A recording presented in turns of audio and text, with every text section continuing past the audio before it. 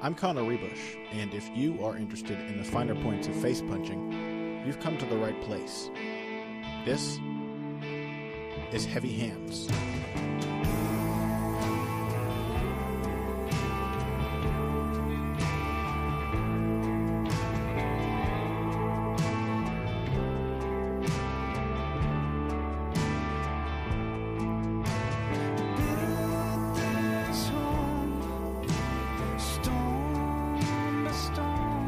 Hello and welcome to another episode of Heavy Hands. I am Connor Ruebusch. Pat Wyman is here with me. Hi, Pat.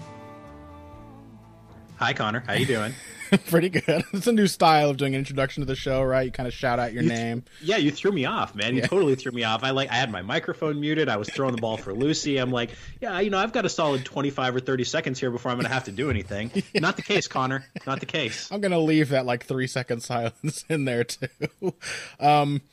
So let's talk about UFC 210 at the top of this show. I should say before we begin what we're going to get into today. Of course, we have a really solid UFC on Fox card taking place next weekend. Pat, you just said on Twitter, it might be one of the best they've ever done. I think I'm with you. We've got Demetrious Johnson versus Wilson Reis. Of course, nobody's going to be interested in that for reasons that are mystifying to me. But I do like that the UFC is at least taking the angle of advertising heavily his dominance, because that's how you sell a guy like Demetrious Johnson. You say, nobody can beat him. Let's see this guy try.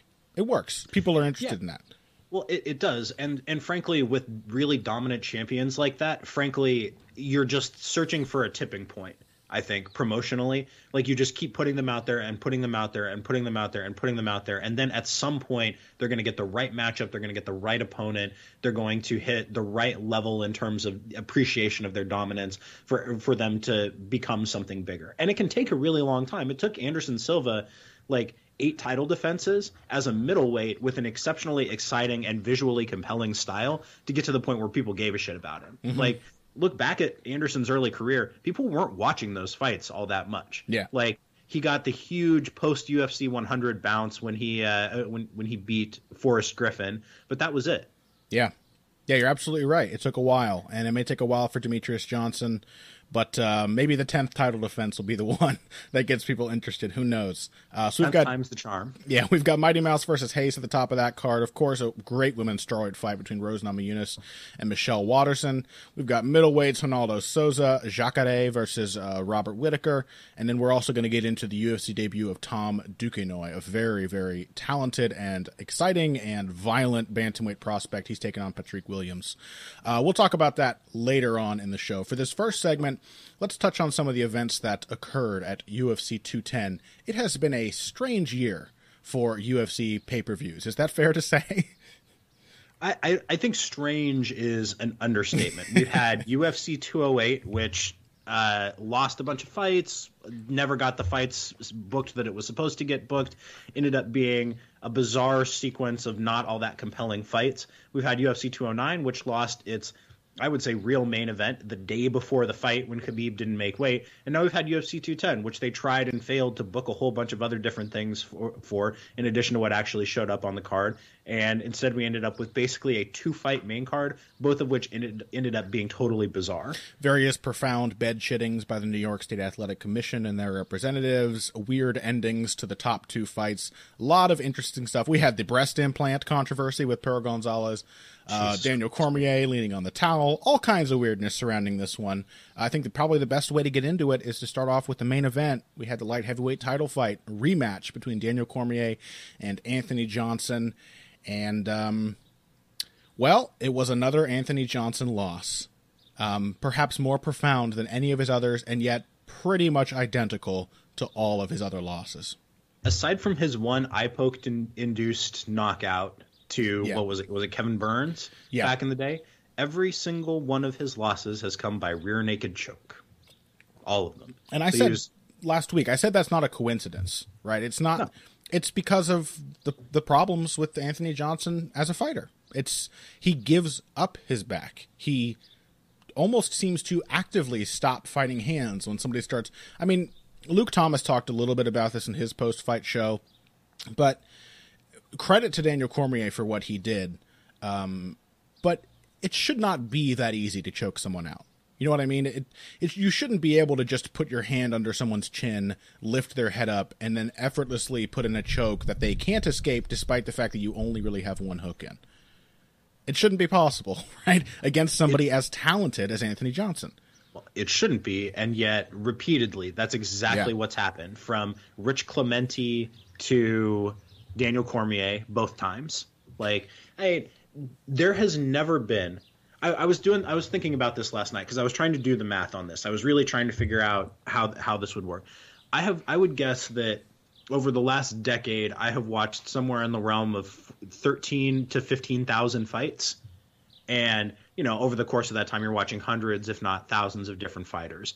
And I have never seen, ever, more of a front runner than Anthony Johnson, a fighter who is an unstoppable freight train when he's at the beginning of the fight, when he's feeling good, and who gives up more easily the second the momentum seems to shift. And gives up the same way. I've never seen that kind of specificity of front runnerism. It's crazy. It is absolutely crazy.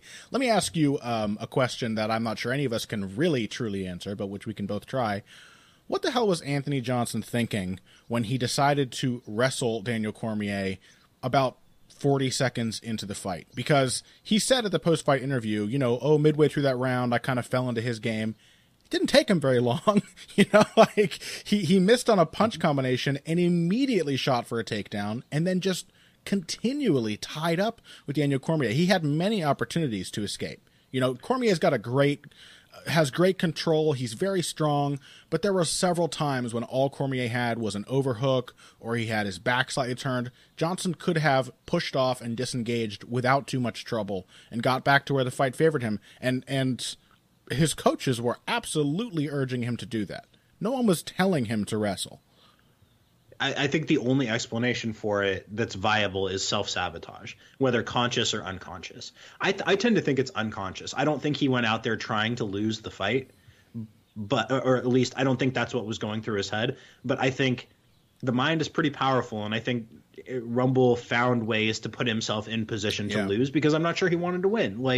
I'm not saying that he threw the fight. That's not at all what I'm saying. But self-sabotage is a real thing. And Chael Sonnen has spoken about that extensively at great length, eloquently. Whatever you think about Chael Sonnen, Sonnen is absolutely somebody who has self-sabotaged himself and worked with a sports psychologist for years to get over that, And I think that Rumble suffers from that same thing. It is an undeniably more talented fighter in every way than Chael Sonnen, but suffers even worse from that kind of self-sabotage. Yeah, and if you've heard the corner audio from the blue corner during that fight, it's pretty striking. The opposite of what Anthony Johnson was doing, but exactly what they were asking him to do. Henry Hooft in particular was very clearly frustrated and confused. He hit it well when Johnson came back to the corner, but the first thing he said to him was, "Why are you wrestling? Why are you making this fight difficult? It could be so much easier for you." And he was absolutely right. And then, I guess maybe the only thing that can make me feel a little sympathy for Anthony Johnson is that Henry Hooft was so frustrated that he appeared to just bolt when the fight was done. He knew not just Hooft, also Neil Melanson and whoever was the third guy in the corner. I thought Melanson was in the cage. I thought he came in. Did he? I did not see him. There was a big, tall, bald dude with a mustache. I thought that was Melanson. He only shows up in glimpses in the background of the cage, but I think at least one of Rumble's coaches stayed. Henry Hooft definitely got out of there. And I have to assume it's because he was frustrated. He said, and I quote, why the fuck is it the same thing every fucking time, man? It's crazy," when Anthony Johnson was giving up the rear naked choke. Yeah. I mean, I think to Hooft's credit, this was a lot less negative cornering than he has given in the past. I think he consciously knew that and tried to work on it. But you would have to have the patience of a Greg Jackson to not be frustrated if that was your fighter. And perhaps out of frustration, there was a point in the fight in which the corner was instructing Johnson to get out of the wrestling, and Hooft said, "I'm not saying anything," because I think he knew, being the angry Dutchman that he is, he would have trouble stopping himself from just screaming at Anthony Johnson for choosing to wrestle so much. Yeah. So I mean, but let's take a little bit of the onus off of Rumble and talk a little bit about Cormier. Yeah. So what did you think? Did he I mean, he didn't really have to approach this any differently than he did the first time. The calculus was always going to be clear for him, like that this was always going to be about weathering the storm, dragging Rumble into his kind of fight, wearing him down, and then finishing. Yeah, I think he was overjoyed with the way the fight went. I mean, he in his corner, I mean, to go back to Rumble a bit, they were also surprised that Anthony Johnson was wrestling, but they were very happy about it.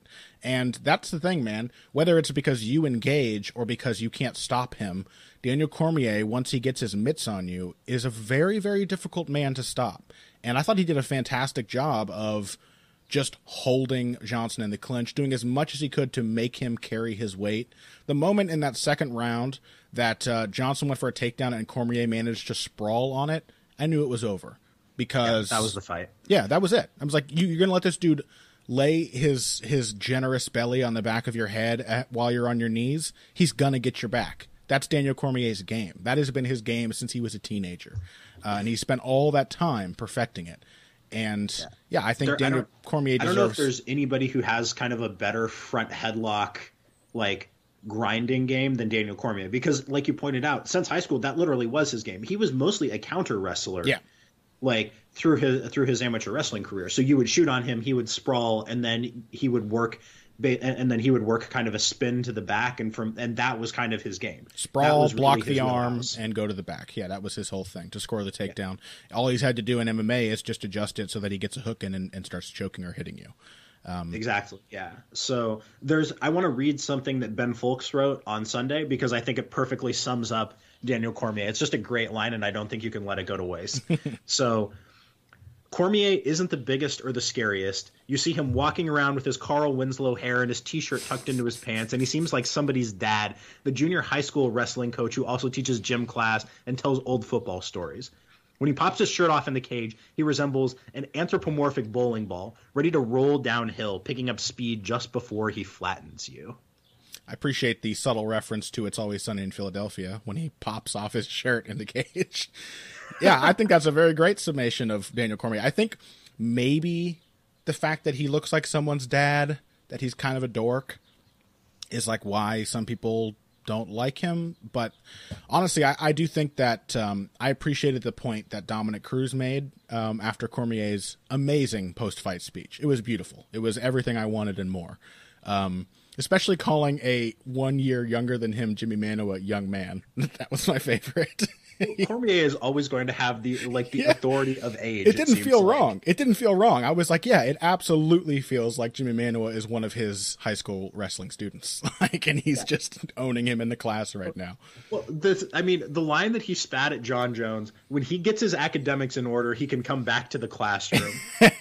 Is, for my money, one of the greatest things ever. And I don't know. I was doing a lot of ruminating on this last week to try to understand why it is I love Daniel Cormier so much now. And I think it's because after having a child and understanding the kind of relentless grind of parenthood, like the Cormier's approach, and you just like after you become a parent, whatever pretensions you had to coolness beforehand are just gone because you don't have time for it. Yeah. You don't have time to be cool. Like if you do, you're probably not doing everything that you should be doing as a parent. Like life is just too short for that. So like Cormier's explicit embracing of not being cool, like remember when he had his sweatshirt tucked into his pants when he walked out for the first Rumble fight? Oh, he's tucked into some sweatpants. That's a good look, man. That's like that to me sums up just like the onrushing fountain of like adult responsibility and I embrace it now. I'm like, I get it. I understand why he is the way that he is, and I love it. Because I'm like, you know what? If 38-year-old slightly pudgy Daniel Cormier, #fitness goals for me right there, can be one of the baddest people on the face of the planet, you know what? Maybe there's hope for a guy like me too. Yeah, absolutely. And also, you know, Cormier, I think accepting in a way the senseless derision that he gets, because I will say it makes no sense. It baffles me that people will cheer for Anthony Johnson with his history of domestic violence, a guy who doesn't seem to have changed because he very recently bragged about verbally and arguably physically assaulting a woman at his local gym for daring to stretch in an area reserved for lifting weights. I don't know how you can cheer for that guy over Daniel Cormier. So when he took the mic and he even threw a jab at Anthony Johnson, he's like, if I say this is my last fight, are they going to cheer me then? He like couldn't even hold in the laughter. He was like, these idiots don't know what they want. They don't know who's the champion, but he's getting money and championship belts. And, so they can go ahead and boo him. They can go ahead. Absolutely. Let's move on. Middleweights, Chris Weidman. An unfortunate turn of events, a weird turn of events at the end of that fight, especially because it was shaping up to be a really good fight. I mean, I think for our purposes, let's try and avoid discussing like the finish because that was bizarre and focus on like what the fight was before that point. Yeah. So what did you think of Chris Weidman's approach? How did he look to you? Since we were kind of wondering what he would look like after 2 losses and maybe losing a bit of his durability, maybe losing a bit of his confidence, maybe struggling to find a more adaptable style. How did he look to you? I thought he had exactly the right game plan to deal with Mousasi. So both guys' game plans revolved around, ironically enough, Mousasi's jab. So Mousasi was trying to keep Weidman at distance with that jab, right? To set his rhythm, to set the volume, to bust up Weidman's face with that, to exploit some of the defensive shortcomings that Weidman has shown, where Weidman was trying to use Mousasi's jab to key in on opportunities for takedowns because he was letting Mousasi show him the distance and show him the timing. And then he was ducking under to grab that snatch single leg that he likes so much. And from there, he would either finish the snatch single or run in on a chain and hopefully push Mousasi to the fence. That was basically the game plan. Ironically, I mean, it's ironic to me that both guys were relying on Mousasi's jab to tell them what they needed to know. I thought that at this point, not so much Weidman's technical skills, but there has to be a real problem about his cardio because he looked burned out by the 3-minute mark of the second round. Like he looked like he had burned every bit of energy that he had left. That's why he got caught with those knees at the end. The last takedown, which preceded those knees, was sloppy as hell. So bad, right? Like he tried to reach down. He could not drive through at all. He did not have enough energy to drive through. That's how Mousasi got the front headlock. That's how he got the knees off. Yeah. The knees, by the way, just one word on them, technically were legal, and it has nothing to do with the hand coming off the ground or not coming off the ground. Apparently the new rule is that you have to have a palm and or a fist of both hands on the ground. And so fingertips don't count. So weird ending to the fight. A real shit show. Totally mishandled by basically everyone involved. There was no chain of command whatsoever. But as for the fight itself, I'm going to say this. Weidman obviously had an effect on Mousasi. I thought Mousasi looked a little jumpy going into that second round and throughout the first. That's a really good point. He did way jumpier than he usually looks. I thought he looked he's got a great jab, and I think it was because Weidman was collapsing the pocket every time Mousasi let the jab go. He was really reaching and kind of flailing with it more than I'm used to seeing. Yeah, have you ever seen Mousasi pushing his punches like that? No. Yeah, I think he lost a little bit of confidence in his distance. I think he was not really sure how close he could get to Weidman without exposing his hips because he felt Weidman's strength and realized that no matter how much he'd improved his wrestling, and he has greatly, he was not going to be able to effortlessly out-wrestle Weidman until he'd worn him down. So yeah, he got him a little jumpy, got him a little nervous. But also, I was impressed with Mousasi's grappling and wrestling defense. Even though he gave up quite a few takedowns in that first round, I think he gave up 3 in round 1. He didn't spend much time on his back. Did a really nice job of like attacking a leg lock, using butterfly hooks, and just using those to create a scramble and stand up. And I thought he did a pretty good job of stopping Weidman's first takedowns as well, especially impressive when Weidman was getting really good drive on those early attempts. Yeah, I mean, before he got tired, Weidman was showing off some of the best penetration steps I think I've ever seen, not just from him, but from anybody who likes that particular style of takedown. Yeah. Like he was getting like his footwork on those single legs in the first round was gorgeous. Oh my God. Like you can't help but appreciate Chris, like that particular technical aspect of Weidman's game, whatever his shortcomings, whatever his future, like that one thing he does better than just about anybody in the sport. Yeah, absolutely. And Mousasi too, a good sign for him. Zane Simon pointed this out to me last week, but Mousasi's record is totally bereft of third round finishes. He's been a pretty prolific finisher throughout his career, but I think the fact that he's gotten so many finishes has kind of masked the fact that he does sort of coast when he is allowed to coast. And the best evidence of that is that he does not win after the second round, and he rarely wins in the second round. It's almost always first round finishes for Mousasi.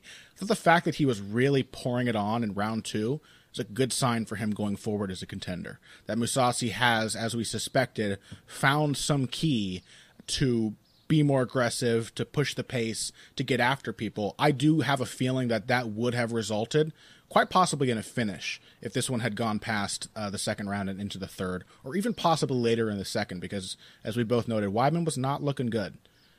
He was looking pretty tired, and evidently the doctor's decision to stop the fight stemmed from the fact that Weidman was actually in a pretty bad shape, that they did not like the way that he answered their questions.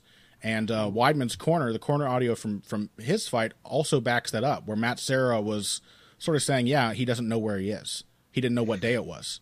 So, yeah, I mean, I think you got to be moving forward with Weidman. Like, this is the last thing I'll say about Weidman, because I think we need to talk a little bit more about Mousasi.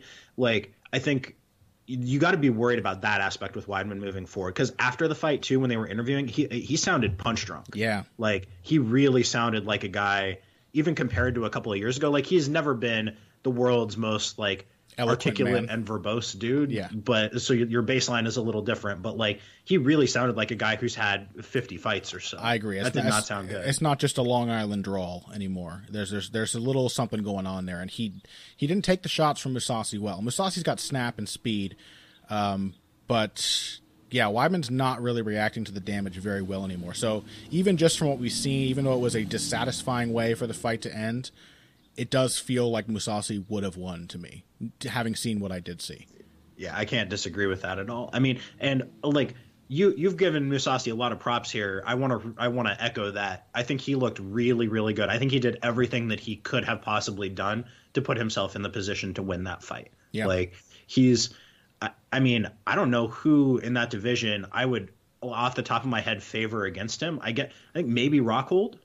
I think the distance would be a real problem for Mousasi, like with Rockhold being so big and so tall. Yeah. Maybe I think he matches up pretty well with Romero. I think he could take Romero's shots and kind of wear him down with pace and pressure. And Romero's volume. Not active enough with his wrestling to do what Chris Weidman did, and if he did, he would probably gas out like Chris Weidman did. So, yeah. I mean, who else? Like, you give Mousasi. Jacare is always kind of the worst case stylistic matchup for him, but somebody who can get the takedowns Weidman did without gassing, and who can completely maintain top position after scoring. Yeah, that's probably the toughest matchup in the division for him, honestly. But I really think like Mousasi may very well have a title run in him this year, and may very well be the champion by the time 2017 is done, because there's a lot of winnable fights for him in the top 5. There's no question in your mind that he beats Bisping, right? No. Like if they fought, like that's about the worst matchup I can imagine. Yes. Yeah. Well, except for Romero. Maybe not even Romero, because Bisping does have the volume. Because you can see Bisping's path to victory against Romero, right? Like he absorbs the shots early, turns up the volume in round 3, round 4, and finishes in the 4th or the 5th round. Yeah. I don't see what Bisping's path to victory against Gegard Mousasi would be. Maybe I genuinely don't understand how he wins that. Maybe do his best Lyoto Machida impression and just try to completely run Mousasi around the ring. Maybe. I mean, if you can get Mousasi to pressure, you can maybe find more holes in his footwork. But again, I think he's gotten better at it. So, yeah, tough one for old Mikey, for left hook Larry. But Gegard Mousasi, I will echo what I said on the roundtable, because I'm very absurdly proud of it. I think 2017 is the year of the Moose, Pat, and I'm looking forward to it. Hell yeah, man. Let's have some final words. Catcher. The dream catcher, the Armenian assassin. Let's have some final words in this segment before we wrap up. Will Brooks. What happened, man? What happened, dude? Were we wrong? Were we completely wrong to like him as a fighter, to think that he had a title run in him? Or maybe it's just looking more and more like those wins over Chandler were kind of flukes. I don't know, man. Like, I really still like a lot of what Will Brooks does, but I think the lack of urgency is going to be a problem. He was a little lackadaisical when Oliveira got in that takedown. I mean, clearly Oliveira has been working on his wrestling. He's gotten some really nice takedowns in recent fights, and I think we should have taken given him more credit for that. But it was really hard to imagine Oliveira easily getting Will Brooks to the ground if Will Brooks didn't want to go to the ground. And he had no trouble. And then Brooks kind of, let the bad position happen. I mean, I think there may be a thing with Will Brooks that he's just way too calm, and maybe he's not big enough or physical enough as a lightweight to overcome that, by forcing his opponent into his fight. So I don't know. Yeah. I honestly don't have a good read on this. I talked about it with a bunch of different people afterwards, and I just don't have a good answer. I mean, it's possible that he's explosive rather than strong. Like, I think maybe there's a distinction to be drawn there, because he is really explosive, right? Like, he's definitely very, very quick. But maybe he just doesn't have that kind of raw physical strength in extended sequences. Maybe, man. I mean, I don't understand how somebody who wrestles and grapples with those guys all day at ATT is as underwhelming at defending takedowns as he is. Like, how do you wrestle with Mirsad Bektic and not do a better job of defending initial shots than that? Yeah, kind of strange. I mean, maybe it really is a size thing. Maybe he's just not big enough in this division, and that's unfortunate, because like in an ideal world, Will Brooks could be a welterweight. You know what I mean? Will Brooks, in an ideal world without this insane weight cutting that we have, Will Brooks would not be a small lightweight. But he must be he must walk at least 175 or 180. He's not a small lightweight. Yeah, that's true. Like, I don't understand. It's bizarre, but maybe he has another run in him. Maybe this is just some growing pains type stuff. But I don't know. It's not good. Like, there's no reason to be real high on Brooks's chances at this point. Yeah. It's starting, unfortunately, to look like Brooks may, in fact, be yet another Bellator bust. I want to counter the idea that people from this insane idea that because people from Bellator don't yet fight under the UFC banner that they can't have success in the UFC is completely asinine. Because where do all of the UFC fighters come from? They come from other promotions. This idea that, he's going to bust in the UFC because people in Bellator suck is moronic as far as I'm concerned. I can't countenance that. But clearly, either Will Brooks has had a really bad stroke of luck, or we did not take into account everything that makes up Will Brooks the fighter when predicting this fight. But a good win for Charles Oliveira, and if the dude can become just a lightweight Damian Maia, just really aggressive with his wrestling and just kind of throw striking exchanges to the side, he could have some success. I mean, there is no better way for a guy like Charles Oliveira to overcome his sort of mental and physical fragility than to just take people where he's best. And maybe a lightweight, that'd be easier to do, because you could definitely say that he could have beaten Anthony Pettis, for example, if he hadn't gassed out really badly in the third round of that fight. And some credit for that has to go to Pettis for working the body and pushing the pace, but the weight cut was really hard on him, so maybe he's got to run into him at lightweight. And it was certainly a good way to make his re-debut in the division. But that's it for UFC 210. Let's wrap that discussion up and take a break. When we come back, we are going to be looking at UFC on Fox 24, main evented by Demetrious Johnson, flyweight champion, pound-for-pound #1. He's taking on Wilson Reis, and quite a few other good fights on that card after this. Hey everybody, thanks for listening to this week's Heavy Hands. If you like what you hear, please consider pledging to support the podcast on Patreon. Patreon is basically continuous crowdfunding. You sign up to contribute a certain amount per month to help us with production costs and the like, and in return you get rewards ranging from a mention on the Heavy Hands website to a question or topic of your choice being discussed on the show. We have a lot more in the works to reward you for your help, and we appreciate every contribution. No amount is too small. Just head over to patreon.com and find how you can help out, the only show dedicated to the finer points of face punching. Now let's get back to it. And we are back. Let's talk about it. Flyweight title fight, UFC on Fox 24. Demetrious Johnson takes on Wilson Reis. I believe, if I am not mistaken, this will be Demetrious Johnson's 10th title defense as flyweight champion, and I think that'll be the record for the UFC. So would tie Anderson Silva's tie the record. Right. What do you make of it? Wilson Reis, probably not the most exciting contender that most people could imagine, but who the hell is left in this division to fight Demetrious Johnson? And I do think Reis is easily one of the best fighters in the division, but what do you make of it matchup-wise? I think it's actually an interesting matchup for Demetrious Johnson. Now, I mean, with a lot of caveats here. Obviously, like, I favor Demetrious Johnson to win. He's a massive favorite. I expect him to win. I expect him to do so pretty convincingly. But with that said, there are aspects of Reis's game that make this interesting. The big one being how good a wrestler he is and how dangerous he is on the ground, especially in transitions and scrambles, which is where Demetrious Johnson really makes his hay. So Reis has a path to victory. Reis can work takedowns against the not bulletproof takedown defense of Demetrious Johnson. He can force scrambles, the kinds of scrambles in which he can get to the back or grab a choke in transition.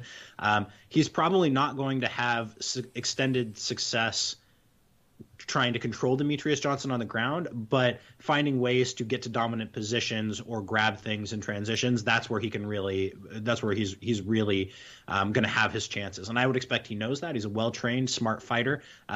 So that's really what I'm looking for here. Yeah, I'll say this right now. I do expect Demetrious Johnson to kind of have a field day striking with Wilson Reis. And that's not to say that Wilson Reis is not a good striker. I've had a few arguments about this with people. People say that Wilson Reis is not a good striker. I think that Wilson Reis is a limited striker in the way that a lot of other grapplers are. I think that there's a great example of that was his last fight, that fight with Ukko Sasaki. Sasaki came in and looked great, better than ever, especially with his striking, and really kind of picked Wilson Reis apart a little bit in the first round. He didn't clearly take the round, but he certainly gave Wilson trouble with these long arms, accurate, quick punches. But people forget how effective Wilson Reis was with his striking after he began to take Yuta Sasaki down.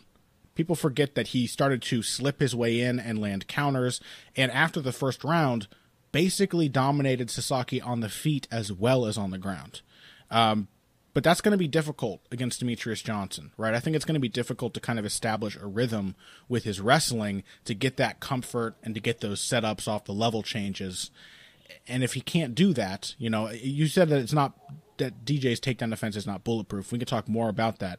But if he can't consistently hit takedowns and control Demetrious Johnson, I have a hard time seeing him getting into a striking rhythm. And if Demetrious Johnson is not being pressed as a striker, I think that's kind of when he has a field day with his strikes. Yeah, Reis needs to move forward and take Demetrious Johnson out of his game. Like, I think if there is a relative weakness to Demetrious Johnson's game, it is his striking. I think that that's the weakest single skill set that he possesses, even though he's still good enough to beat most of the fighters in the division in a pure striking matchup, which goes to show what a relative scale we're talking about here. Where he really struggles is when you press him backwards. He does not like to be pressured. He has a bad habit of moving in straight lines. Like, it takes him one or two more steps than it should to angle off and get to the side. Like, so his first 2 or 3 steps when you come after him are always straight back, which gives you openings to get after him. It gives you openings to land strikes because you know pretty much where his head's going to be. You can kick his legs, you can work his body. That same weakness is also what allows you to hit takedowns on him because you know exactly where his hips are going to be. Yeah. Absolutely. And I, again, Demetrious Johnson, not a bad striker, but I think he really does. We've both kind of come around to this idea of Demetrious Johnson as a pressure fighter being most comfortable when he's applying pressure. And you got to say, man, he didn't look great on the feet against Tim Elliott because Tim Elliott was swarming him constantly, always looking for takedowns, having these weird, wild strikes coming forward. And it may have been Mighty Mouse's worst striking performance in a long time. When you compare that to the level of striking skill he showed against Henry Cejudo, who wasn't comfortable pressuring him like that, or against John Dodson, where he was just masterful in that rematch with his tactical striking from the outside and everything. Tim Elliott sort of reminded us of how limited Demetrious Johnson's striking can be when he's being pressed back. Now, that being said, Timothy Elliott probably lost 4 rounds of that fight, despite being one of the most successful challengers in a few years, having the most success of most of the guys recently. Most of the guys Demetrious Johnson has been finishing or shutting out, and he wasn't quite able to do that to Tim Elliott. Yeah, so the Elliott is an interesting example of what is a tough matchup for Demetrious Johnson because it was the pressure, it was the size, and above all, it was the volume. Right? That Johnson's game is real flow charty. I think he embodies that better than just about anybody. The only fighter who's even close to Demetrious Johnson's adaptability is John Jones, and Jones is still, I think, a level below Johnson in his ability to absorb information and make decisions based on the information he's getting. The reads, as Dominic Cruz would say. He's an MMA computer. Like, he really is a totally, almost totally detached, calculated fighter. Exactly. And how do you beat somebody who can work like that? You overwhelm him with information. Right. That's why he was such a brutal matchup for John Dodson, is because John Dodson doesn't do that much. So every single thing John Dodson does gave Demetrious Johnson an infinite amount of time to think about it, to plan, to react to it, and to work around that. Yeah. Like, John Dodson, is somebody who, on paper, you would think would have a good shot with his speed and his power. Demetrious Johnson, not unhittable. Like, you would think that would be a favorable matchup for Dodson. It's not, simply because when you give Demetrious Johnson all the time in the world to figure things out, he's going to find ways to beat you and beat you handily. Yeah, and because he likes to pressure, I mean, you have a choice, right? Demetrious Johnson's going to adapt to what you do to him, so you have a choice. Mm-hmm. You can let him adapt to your offense, or you can let him adapt to your defense.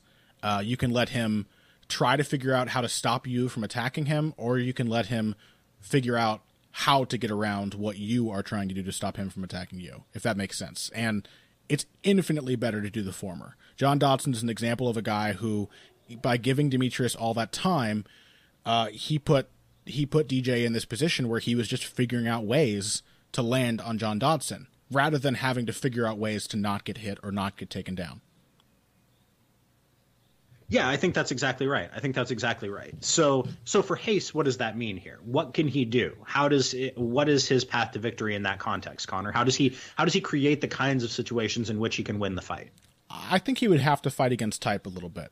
I think he would have to get after Demetrious Johnson early and often. And the difficulty of that is maintaining the pace to do that for 3 rounds, because that was Tim Elliott's problem, was that he had a lot of early success, did really well, made DJ look kind of bad, but we know Demetrious Johnson, he's not going to get shaken, he's going to adapt, and he's not going to get tired. That was the most tired I've seen him in some time, and he was still capable of, I'm sure, cartwheeling around the cage after the Elliott fight. So Hayes is going to have to press early, and I really think he's going to have to hope for a relatively early finish, because while Hayes has never looked bad with his conditioning, I don't think he can pressure Demetrious Johnson. I would be surprised if he could effectively pressure Demetrious Johnson for 3 to 4 rounds, you know what I mean, straight, without resting. And I'm not sure that if he does rest, he's going to be able to stop Demetrious Johnson from sort of figuring him out. Yeah, I think that's kind of the issue here, and that's where I see Johnson winning this fight. I would expect him to find himself in trouble at least once, though. Yeah, maybe get caught in like a rear naked choke or like a back mount or a guillotine early, something like that.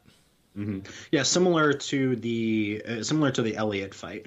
Like, one thing, the biggest difference here, I think, is the space of the cage. It's hard to overstate how much Johnson likes being in the big cage, and what a benefit that is for him, because it gives him so much more space. Was Elliott in the small cage? Yeah, it was a tough finale. Well, that makes even more sense. Mm-hmm. So because you would think, as a pressure fighter, that Johnson would like the smaller cage because it makes it easier for him to get his opponents back to the cage. But I think he's so good at pressure that it doesn't matter, even against tiny little guys, if he's in the big cage. He's always going to get them to the fence anyway. And he doesn't mind if he can't really cut you off, and he's just sort of running after you and just sort of chasing you and cutting off that distance the whole time. He doesn't mind because it doesn't tire him out. He can do it for 25 minutes. So the size of the cage doesn't matter. You know what I mean? Like, usually it's a sort of an efficiency problem when you have a big cage as a pressure fighter, because you want to immobilize your opponent, in part because you can land more strikes, but also because it's exhausting to chase a guy around the whole time and to be missing as he steps away. But that's not a problem for Demetrious Johnson. If he's pressuring, I think he could go for 2 title fights, one after the other, and not look tired. Yeah, that sounds about right. Yeah.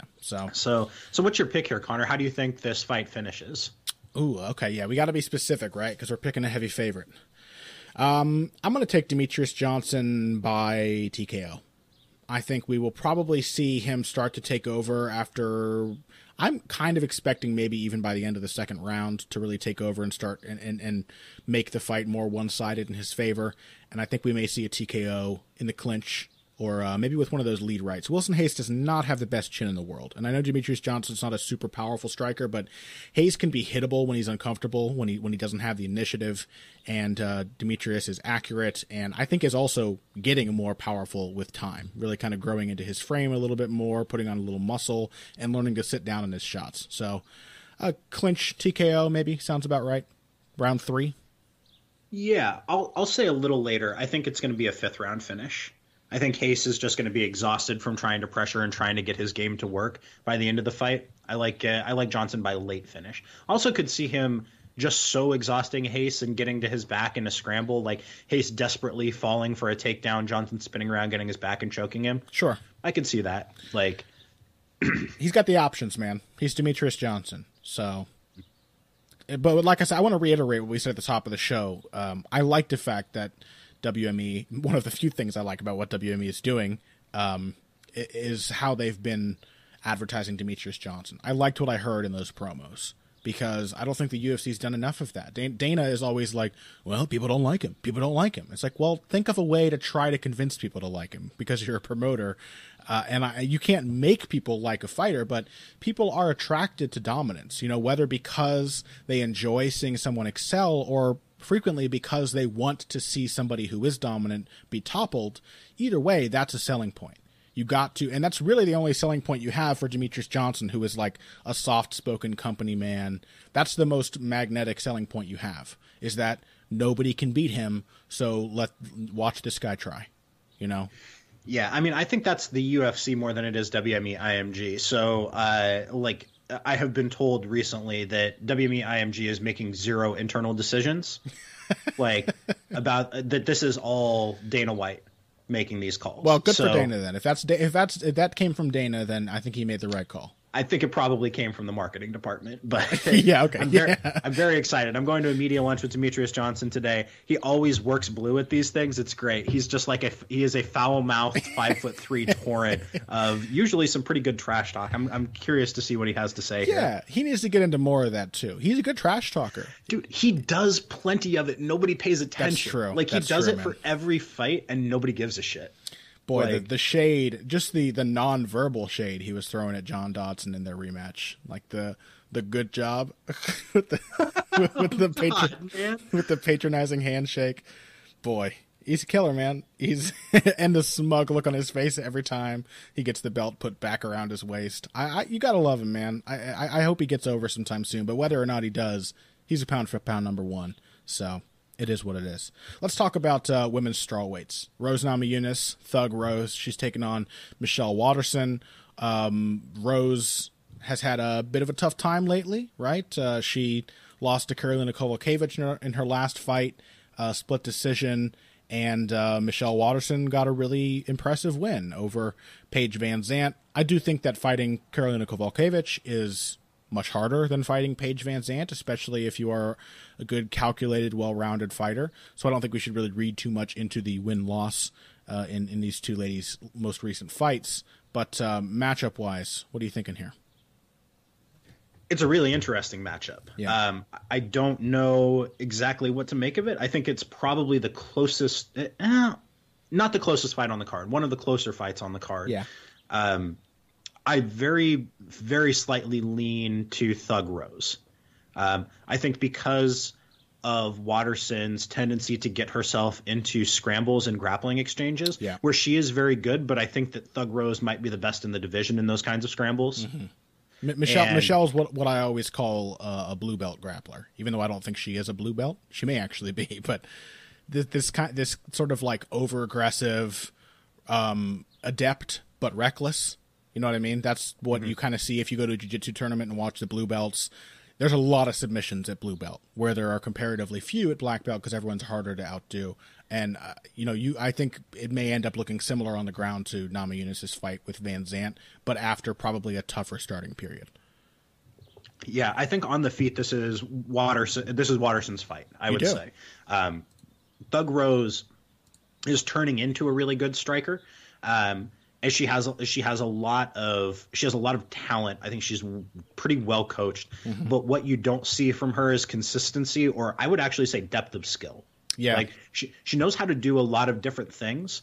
I don't think that she knows how to do the fundamental basic things as well as she's going to need to yet. Yeah, the sort of like the connective tissue between the pieces, the sort of flow between things. Like Rose Namajunas gets tired, and you can tell she's tired. Her tactics don't adjust to that. So say she's throwing her jab and it's not landing, she's maybe not going to start pawing with it and just touching her opponent, or she's maybe not going to change the angle, or she's maybe not going to feint it, especially when the pressure's on. And I think we do have to address that Rose Namajunas has some pretty clear issues with confidence in her fights that I think I wouldn't say that she's going to be a front runner forever, but I think a little part of her always will be. And she's struggling currently to overcome that, where like, it's not like Karolina Kowalkiewicz destroyed Rose Namajunas after she started to take over. But there was a clear point in that fight at which Rose kind of started to lose confidence in herself. She started to let Kowalkiewicz get her shots off. She started to sort of desperately engage in the clinch, even though that's where Kowalkiewicz was beating her. She sort of lost focus. And you can compare that to, she's overcome the first hurdle, right? She's not Anthony Johnson. We can say that. If she was Anthony Johnson, Paige Van Zandt would have beaten her because she couldn't put Paige Van Zandt away early.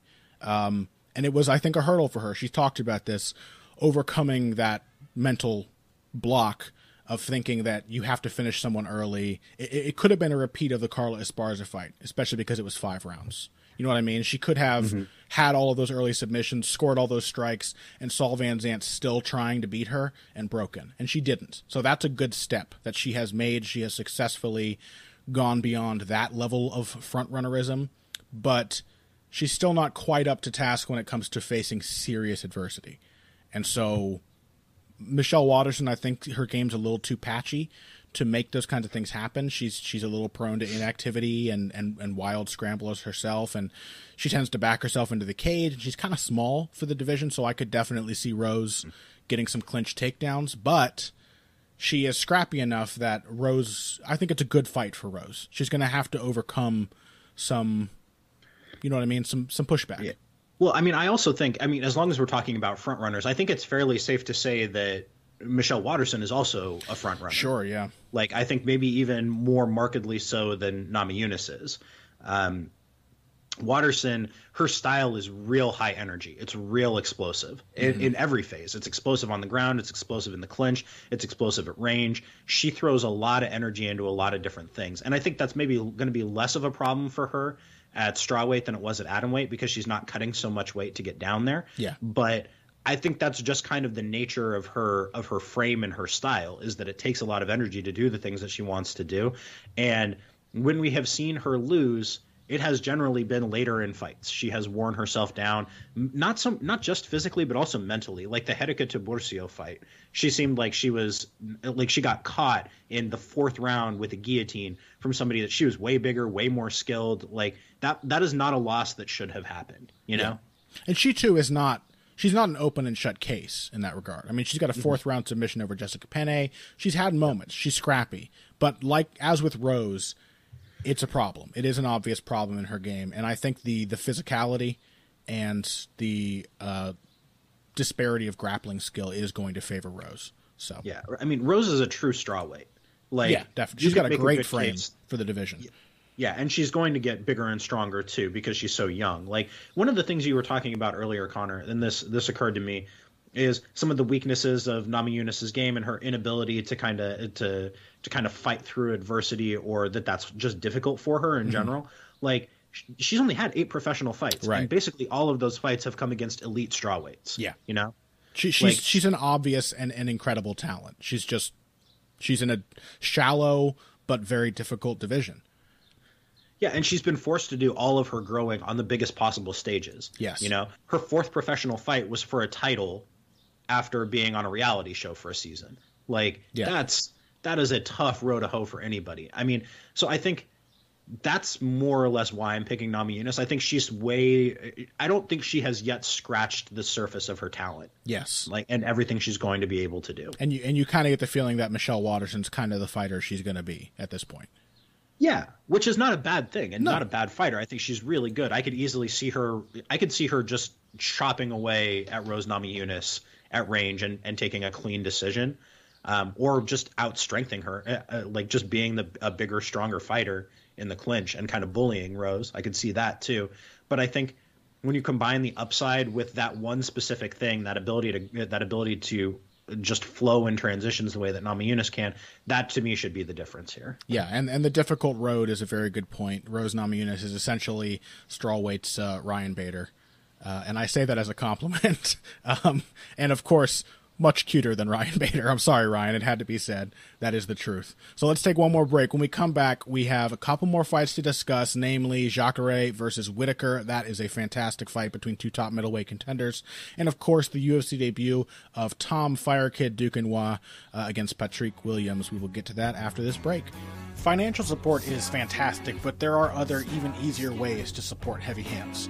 Perhaps the best is by spreading the word. We know our fan base. You're all cool, popular people with serious social media presences. You're tastemakers and trendsetters. Okay, there are one or two of you that don't fit that description. You know who you are, but no matter what, you can always help us out by telling folks about the show. And you can also give us a positive rating and review on iTunes and Stitcher, things like that. We rely on word of mouth and positive feedback to grow and improve, so thank you very much for your time and your help. Now, back to the show. And we are back. Let's go ahead and talk about it. Jacare Whittaker. What a fantastic fight. Unfortunate turn of events for Jacare. I kind of feel that Whittaker, in many ways, is a difficult fight for him. And, of course, Jacare has a reasonable case to owning a win over Yoel Romero. It was a close enough fight. I did think that Romero won it when I watched it live, but certainly close enough to say that Jacare should have won it. Now he's got 2 more wins in a row under his belt, and we've got this ridiculous logjam at the top of the middleweight division with Bisping fighting GSP after fighting Dan Henderson, has not battled a top contender since taking the title from Luke Rockhold, and I think it's been almost a year since then. Or has it? When was that fight, actually? Since which fight? Since Rockhold Bisping? 2? Yeah, that was last June. Yeah, so, it's been a while. Nothing's going on. We have, a few dudes, and Jacare is among them, who have a reasonable claim to a title shot, and now he's got to fight Robert Whittaker. So a little bit like Damian Maia taking on Jorge Masvidal, a little bit of an unfortunate turn of events for him, but fight-wise, it should be interesting. What do you think of how Whittaker is a test for Jacare? I'm picking Whittaker to win this fight. Yeah, me too. And it surprises me that Jacare is a minus 230 favorite here, because I think this is a real tough matchup for him. Yeah. I think especially for a 39-year-old Jacare who has been showing his age a little bit in recent fights. Yeah. He has never been especially active. He is less active. His pressure is good. Excuse me. God, I'm not feeling good here. Sorry, man. Yeah, his pressure has always been really good, and from a technical perspective, I think it's better than ever. But I think his kind of closing speed, that last burst that he relies on to close the distance, is not is not quite as explosive as it used to be. So I think those are going to be issues here. If he can, Whittaker has extraordinary takedown defense. He does. Incredible takedown defense. He's a strong clinch fighter. I think he's not. I mean, obviously, he's nowhere close to being on Jacare's level if the fight goes to the ground. I just think Jacare is really going to struggle to get it there. And in a firefight on the feet, the kind of active, quick-paced striking engagement that Whittaker favors, I think he's going to absolutely tear up Jacare. Yeah, and we mentioned the big cage earlier when talking about Demetrious Johnson. The small cage was a big part of Jacare's win over Gegard Mousasi, who is perhaps the most comparable opponent to Robert Whittaker. Whittaker not only has better wrestling than Gegard Mousasi, better defensive wrestling. Has he even been taken down in any of his recent fights? He's not been. I don't think he hasn't been taken down since he fought Court McGee. Yeah, and that he was exhausted in the third round of that fight, if memory serves correctly. Yeah, he was. And didn't get held down either. No, he didn't. 93% takedown defense. And that is something that Mousasi cannot match. You know, he cannot match that level of defensive wrestling. And again, the cage was a big part of Jacare's success. He was able to pressure a lot more easily with his relatively low volume against a superior striker in Mousasi. And so Whittaker is not only a superior striker, probably also a more powerful striker than Mousasi, and a better wrestler. So while I don't doubt that Jacare could very easily, if he does get it to the ground, outwork Whittaker. Whittaker's got good jiu-jitsu, but this Jacare we're talking about here, he's kind of specialized in humiliating people with otherwise good jiu-jitsu. Unless he gets that opportunity. If the fight goes to the ground, I think the round is over. I don't know that the fight is over, but I think that the round is over. Sure, yeah. Because, there's no one with a more fearsome, like a more scary takedown game, a scarier takedown game than Jacare. It's not just that he has good wrestling, it's knowing that when he gets you down, you're almost certainly not getting back up. And you may, in fact, if you try, give up a submission. So I think Whittaker would actually be well advised to, if he does get taken down, play it really patiently, be very defensive, try to control posture as much as he can, and do everything possible to avoid giving up his back or giving Jacare an arm. Yeah, that sounds about right. I just think it's going to be real hard for Jacare to get him down. Like the footwork, I don't know that Jacare has fought anybody with the kind of fundamental footwork that Whittaker has. I'm looking back at Jacare's record here. I don't think Mousasi has the kind of like stick and move footwork that Whittaker does in terms of his ability to move circularly and laterally through the cage. I think who would be the last one? I think the last guy with footwork that's even close to Whittaker's that Jacare fought would be Rockhold. Yeah, and I think Rockhold is a little more limited than Whittaker's. Yeah, I think that Whittaker has, I would say, the best footwork of anybody that Jacare has fought. Yeah, I agree. And while there's something a little weird about the way Whittaker punches as a middleweight, like I think he sells out in his punches a lot more than he ever did as a welterweight, and is maybe arguably less technical in some ways, but still combines it with really, maybe he feels he has to throw harder to knock people out. Maybe he's less worried about his stamina, and that's just the way he always wanted to throw his punches. But combined with the footwork, with being a pretty solid defensive striker and a very good defensive wrestler, it is difficult to see. I mean, it as much as it can be with a clear window of opportunity for Jacare, it is very difficult to see him winning this fight for me. Yeah, it's not difficult for me to see him winning it, but I would have this as at worst an even money fight, and I would probably favor Whittaker just a little bit. I'm shocked that Jacare is a 2-1 favorite here. Yeah, this just seems like such a clear case to me of the wrong matchup at the wrong time in a guy's career. Yeah. So maybe people just don't realize how good Whittaker is. I'm looking back at his record. It's not like he's fought on small cards, like. He headlined that Fight Night card. He fought on UFC 197, which people were paying attention to. He fought at UFC 193. He's beaten real fighters. Mm-hmm. I don't know. Of a wide variety of styles, too.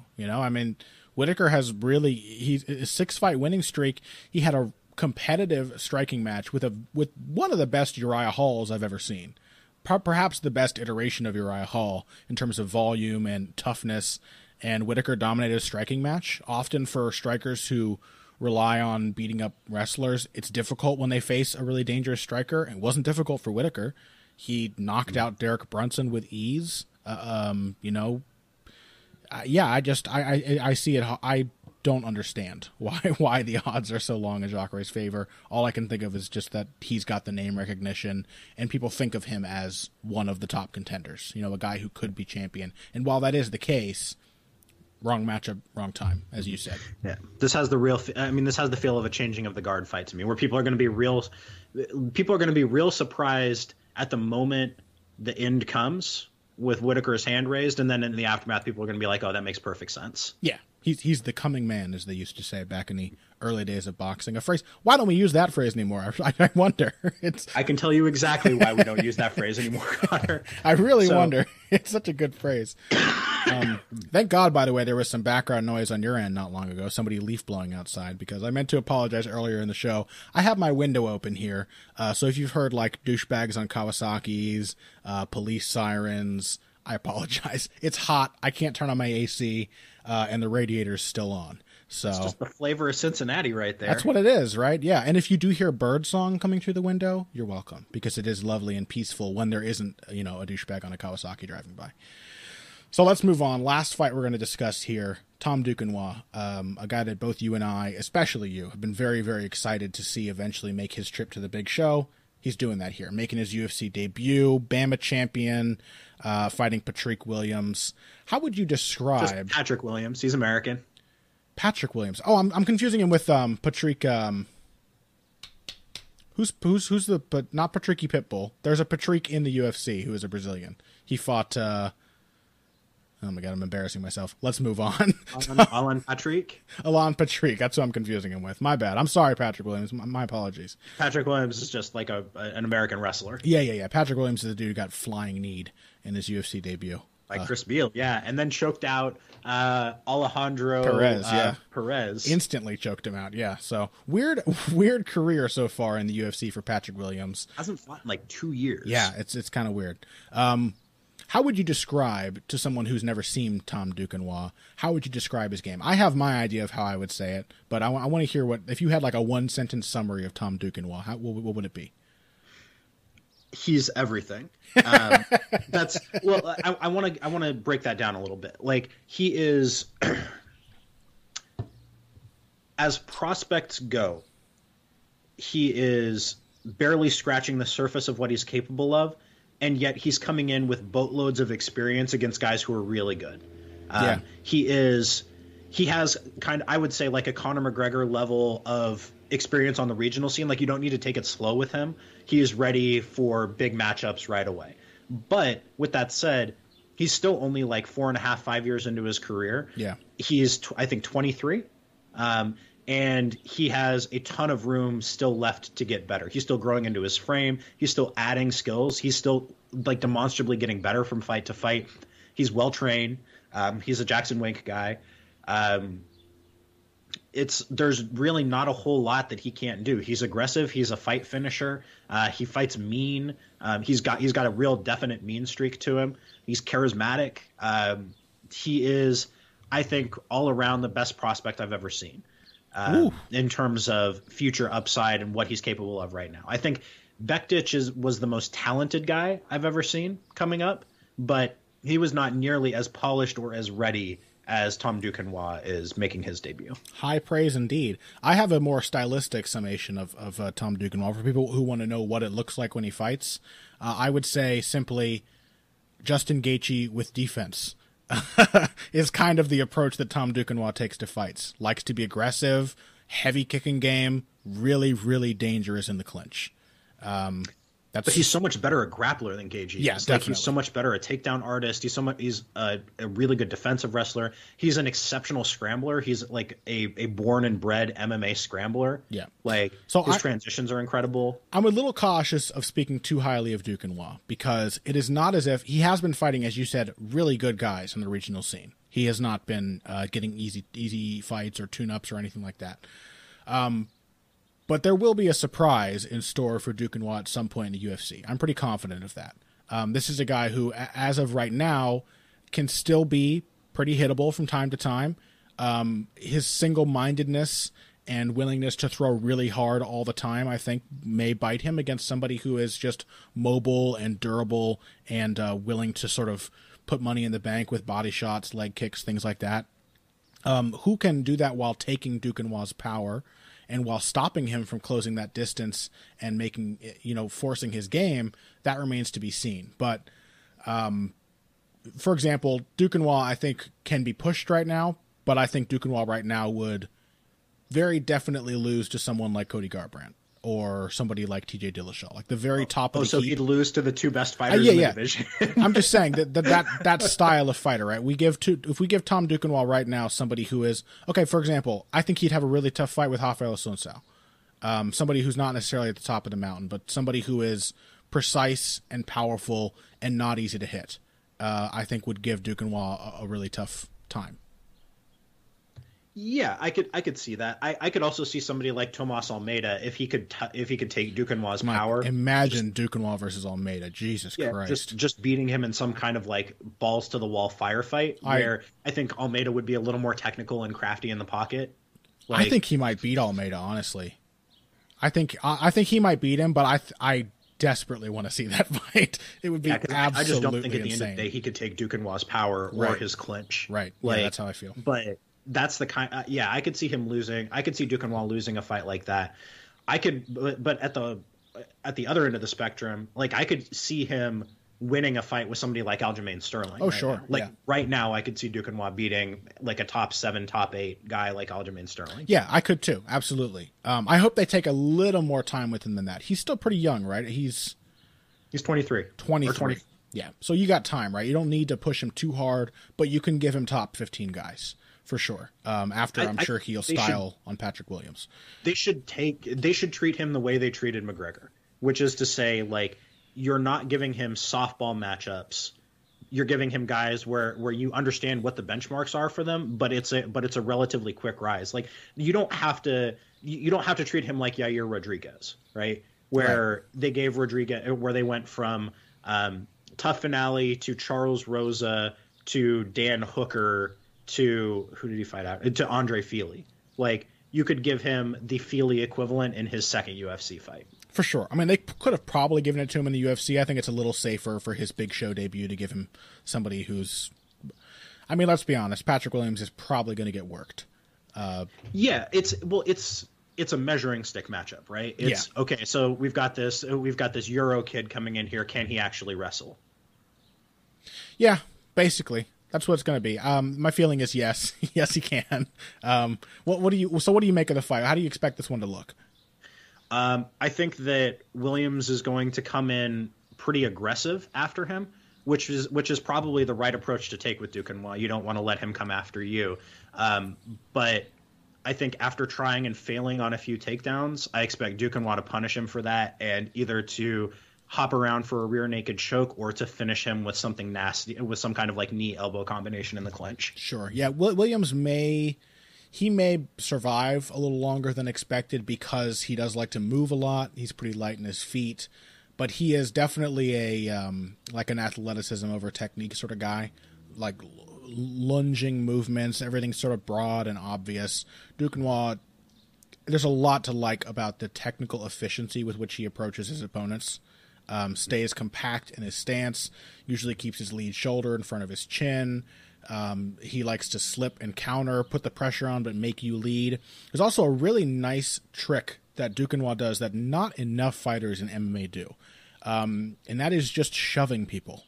He does it really, really well. And it's a boxing skill that you'd think would be extremely common in MMA, but is not. If you are in front of Tom Duquesnoy and you cover up with both hands, he's going to grab your wrists and fling you backwards and then hit you while you recover your balance.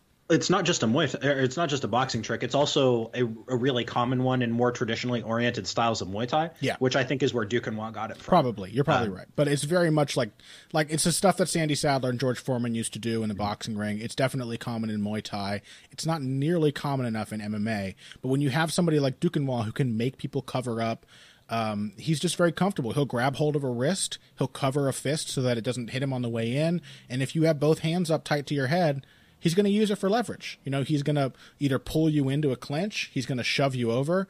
If you get into the clinch with Duquesnoy, because he does like to stay low and duck under punches, people often... God help you. God help you if you get into the clinch with this kid. But people often look for quick knees. Like Duquesnoy likes to bob under, and people often look to quickly grab his head and throw a knee. He just plants both hands on your chest and pushes you when you try to knee him. And so you miss, and then you fall over. It's very simple. He's also real good at setting up his head kicks with that. Yeah. And with shoving you backwards, then cutting a quick angle and hitting you with a straight left. Yeah. It is. I don't want to gush too much because, again, I can see this all just crumbling down. But because that's what happens now when we get excited about fighters. Yeah.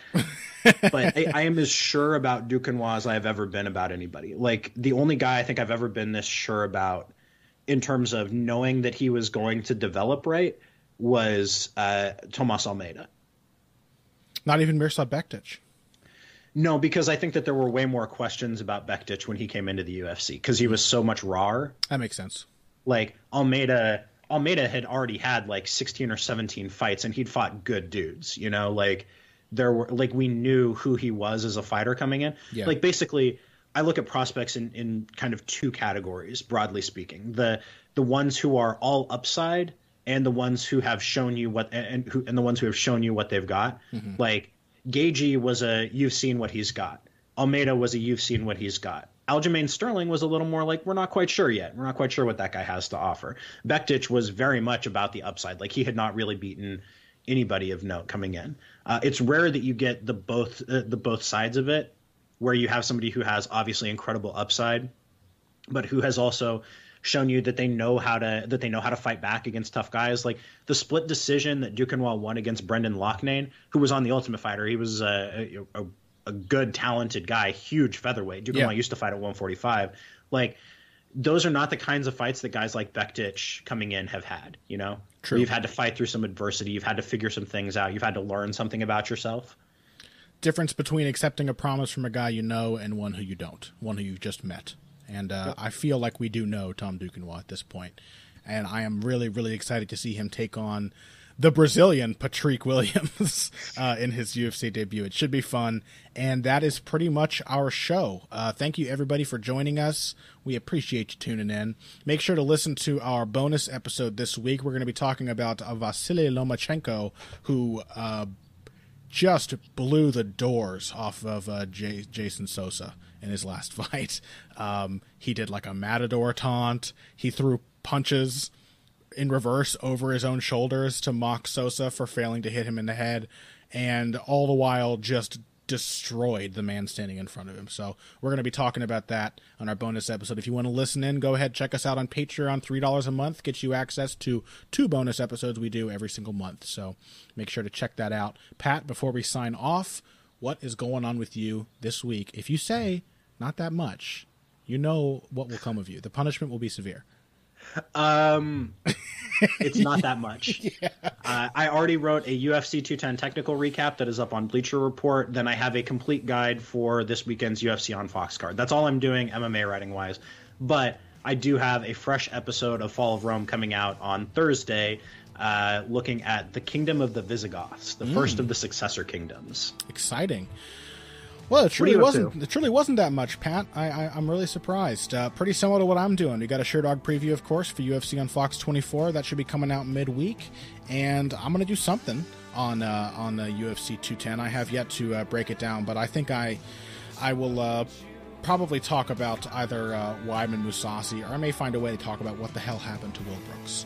Because who knows? I don't know, but I'm going to ask those questions in front of anyone who will entertain me. So that's it for Heavy Hands this week. Thank you, everybody, for tuning in. We hope you enjoyed the madness that was UFC 210, and we hope you are as excited for Johnson versus Hayes as much as we are. It's a solid card. Make sure not to miss the prelims because you got to see Tom Duquesnoy in action. And otherwise, that's it for us. If you came here this week for the finer points of face punching, you all came to the right place. This has been Heavy Hands.